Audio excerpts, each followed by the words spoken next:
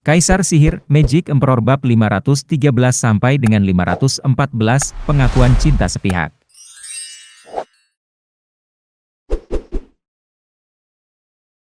Kamu menangis? Tidak, ada sesuatu yang jatuh di mataku. Zuo Fan menoleh ke arah suara lucu itu, untuk melihat Yun Shuang dan Yongning. Dia kemudian membuang muka dan mengedipkan air mata kesepian itu dan membuat alasan yang terburu-buru. Yun Shuang terkikik dan Yongning menutupi senyumannya, sementara rasa suka mereka terhadapnya semakin besar. Bahkan iblis yang menjengkelkan dan kejam ini memiliki wajah yang tersembunyi. Apa yang kalian lakukan di sini? Shuang sebagai kepala klan Yun, bukankah kamu mengatakan kamu akan membawa klanmu mengelilingi Gunung Blackwind untuk mendirikan sebuah observatorium? Marah, kedua gadis itu melihat sesuatu yang tidak jantan. Zuo Fan mendengus. Namun bagi mereka berdua, dia tampak seperti cemberut dan mereka tertawa. Yun Shuang memiliki tatapan lembut, kamu menyelamatkan orang-orang dan kamu membalas dendam untuk kakekku. Sekarang setelah kamu pergi, aku harus mengantarmu dan mengucapkan terima kasih. Tidak dibutuhkan.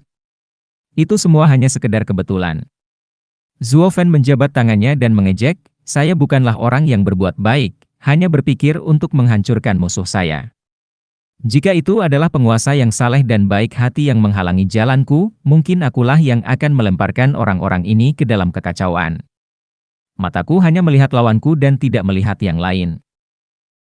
Yun Shuang mengerutkan kening, tetapi menggelengkan kepalanya, kamu selalu menyebut dirimu jahat, dan mungkin menganggap dirimu keji, tapi tidak seperti semua orang jahat itu, kamu memiliki sedikit hati nurani. Itu sebabnya.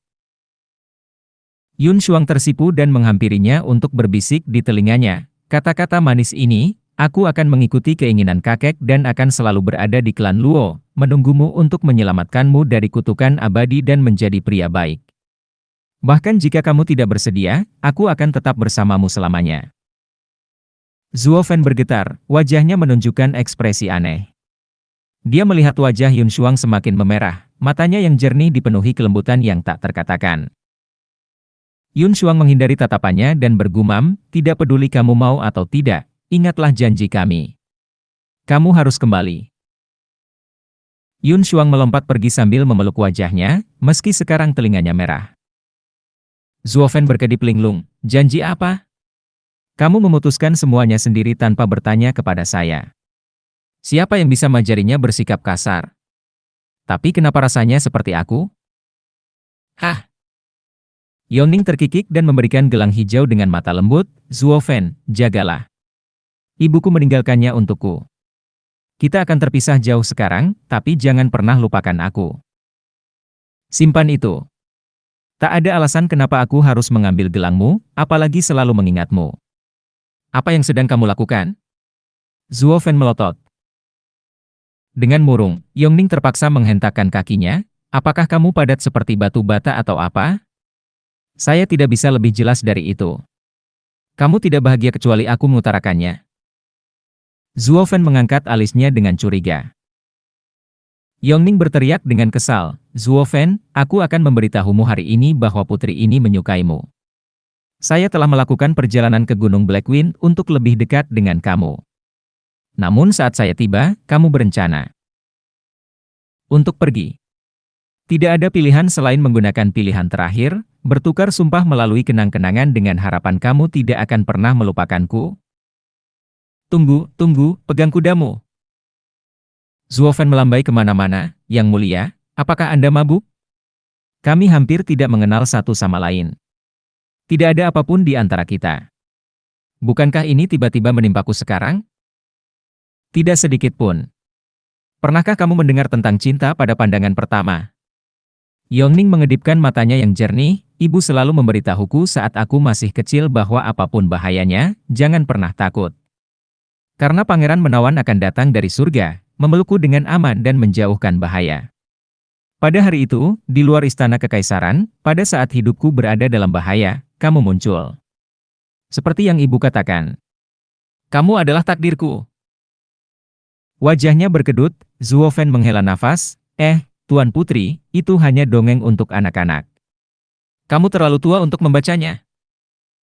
Tidak, ini wasiat ibuku yang harus aku hormati. Sama seperti wasiat kakek Xuang-er.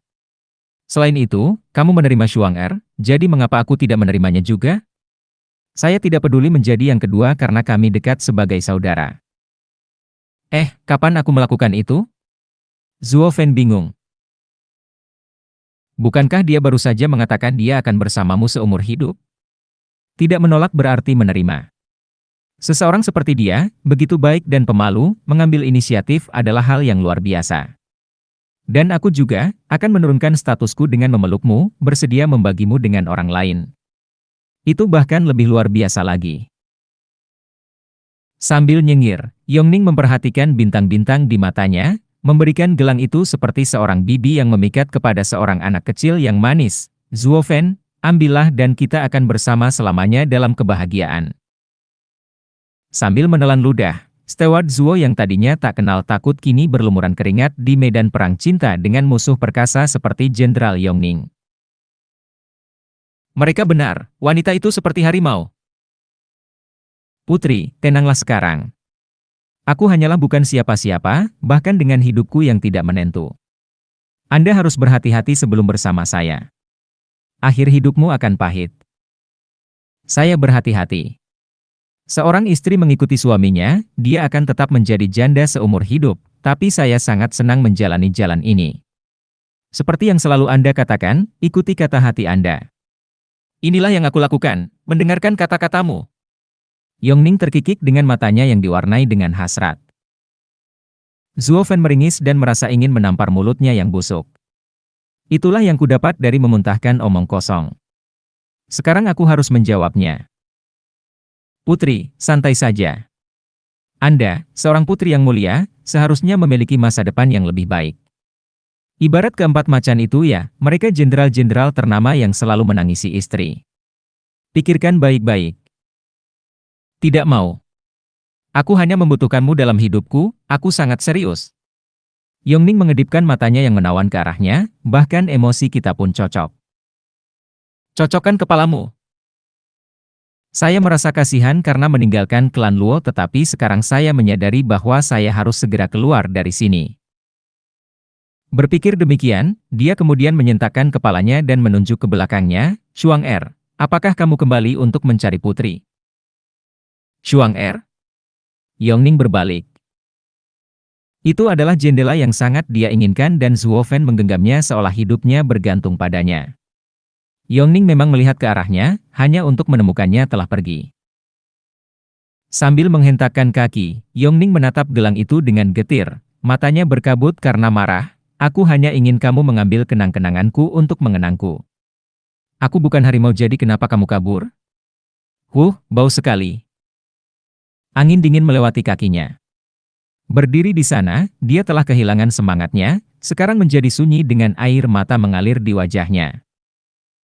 Dia, seorang putri hebat, baru saja membuat pengakuan pertamanya hanya untuk ditolak seperti itu. Di tempat lain, Zuo Fen muncul 1 mil jauhnya dari Gunung Blackwind dengan rasa takut. Dia tidak membenci wanita-wanita itu, tapi dia tidak mungkin menerima mereka. Ketulusan mereka cukup menyentuh, tapi aku adalah iblis. Dia tidak akan jatuh cinta karena prinsip. Dia sudah seperti ini sepanjang hidupnya dan itu telah berubah menjadi perilaku alami. Hatinya terlalu berat untuk menampung cinta. Meskipun hal itu membuat berurusan dengan orang-orang munafik menjadi mudah. Tunggu.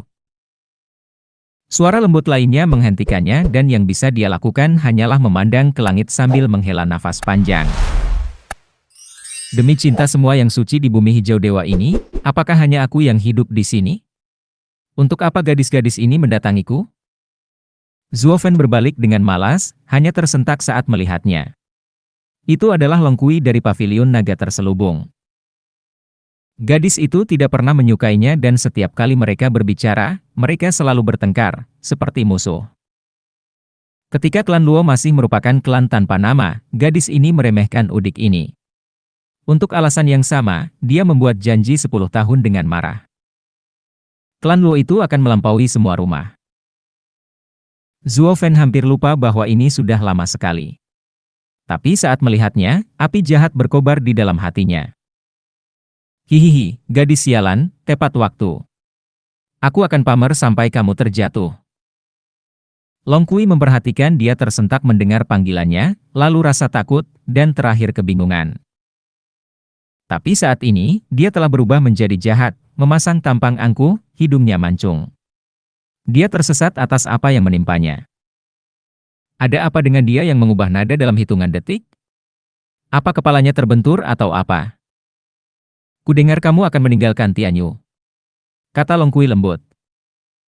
Zuo Fen tersenyum, kabarnya menyebar dengan cepat. Kenapa, kamu datang menemuiku? Tentu saja. Yang penting adalah janji 10 tahun lalu. Long Kui tersenyum. Zuo Fen bingung. Itu seharusnya menjadi kalimatnya, untuk mengejek gadis itu dan menjatuhkannya. Kenapa dia yang mengungkitnya? Itu sama saja dengan menerima uang sewa tanpa memintanya. Itu tidak masuk akal. Long Kui melihat melewati wajah malaikatnya dan tersenyum, 10 tahun yang lalu aku masih muda dan gegabah, meremehkanmu karena ketidaktahuanku dan berbicara tidak pada tempatnya. Saya menyampaikan permintaan maaf saya yang terdalam dan tulus. Long Kui membungkuk dalam-dalam. Zuo Fen tidak bisa berkata-kata. Semua pekerjaan yang saya lakukan untuk pamer hilang begitu saja. Karena orang lain meminta maaf, dia tidak punya apapun untuk membangun tindakannya. Dia hanya bisa mengelak, tidak apa-apa, aku sudah melupakan hal sepele seperti itu, hahaha. Pembohong. Long Kui menegakkan tubuh dan matanya memancarkan kilatan licik. Kamu telah melampaui segala sesuatu yang menghalangi jalanmu selama ini, mengubah klan tanpa nama menjadi monster. Suatu tindakan terpuji yang tidak dapat dicapai oleh orang biasa. Saya telah melihat jejak Anda selangkah demi selangkah dan Anda membuat saya tercengang setiap saat. Saya sekarang mengerti mengapa Anda tidak boleh meremehkan masa muda. Hahaha, tolong, kamu terlalu baik. Zuo Fen terkekeh, berseri-seri dengan bangga atas pencapaiannya. Gadis itu sungguh sangat menghormatiku. Harga dirinya tidak bertahan lama karena Long Kui melancarkan serangannya sepenuhnya, menangkap Zuo Fen dengan cara yang salah. Krut, dia menangkapku. Meskipun kamu tidak bisa meremehkan masa muda, apakah tidak apa-apa jika memilih gadis yang tidak berdaya? Nada suara Long Kui agak tajam. Zuo Fen kehilangan kata-kata. Permintaan maaf Long Kui palsu untuk menghukumnya. Itu semua hanyalah asap dan cermin untuk mengangkatnya tinggi-tinggi hanya untuk membantingnya ke bumi dengan pukulan tepat ke perut hipotetis. Dia memenuhi egoku untuk menyerang balik. Harinya akhirnya tiba bahkan bagi Zuo Fen yang agung untuk menjadi begitu berpuas diri hingga tertipu oleh tipuan mendasar seperti itu. Zuo Fen mengerjakan otaknya untuk mencari alasan, hanya untuk menjadi kosong, tidak mengerti mengapa Long Kui menjadi begitu agresif. Dia tersenyum canggung, Nona Long Kui, kenapa, bolehkah saya bertanya, apakah Anda begitu marah? Mengapa? Kamu harus bertanya pada dirimu sendiri, Long Kui melotot, apakah kamu tidak pergi ke Pavilion Lord dengan sebuah lamaran, untuk menikahkanku dengan bak lemak babi terkutuk itu? Oh, jadi begitu. Zuo Fen langsung menjadi tenang, setelah memahami alasannya, saya hanyalah pembawa pesan. Saya tidak memaksa siapapun. Keputusan ada di tangan Pavilion Lord Long. Meskipun... Apa? Long Kui mengerutkan kening.